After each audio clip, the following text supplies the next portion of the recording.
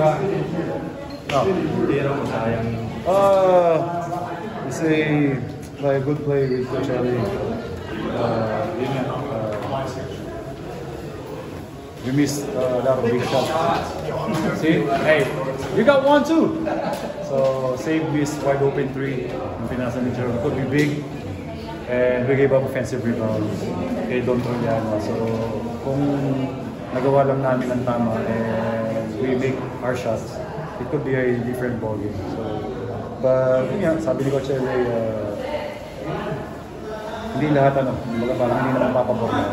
So, for me, you gotta just keep trying. So, yun, bounce back. And sinasabi niya na move on this game. We have a game on Sunday. So, it's gonna be a big game against a champion team. So, nakapasok mo lang yun. Tumira ka naman. Yeah, I think na-fouled out si Mark. So, nag-sub ako sa kanya. So, sa'yo, naka-ano yung play ka? Yeah, actually, niraran na namin siya a couple of times. Yung last 2 na ginamit namin to get a quick shot. So, hindi naman medyo bago sa akin yung play na yun. Alam ko na kung ano yung depende lang kung ano yung kailangan, kung ano yung kailangan na shoot. So, malog eh. Yeah.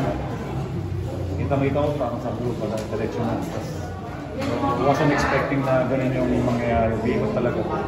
So, yun. I mean, hindi naman lahat papabor sa'yo minsan. So, you gotta live with that. Open naman and well-executed play. So, no regrets.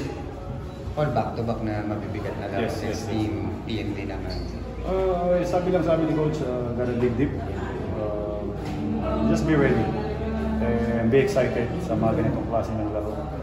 Again, back. Our 2 losses boils down to 1 possession.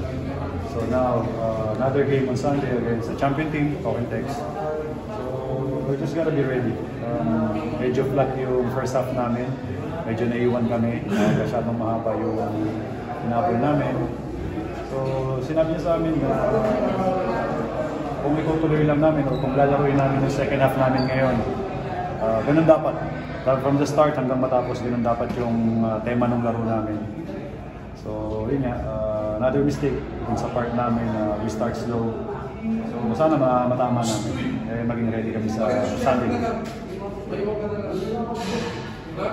Well, thank you. Thank you.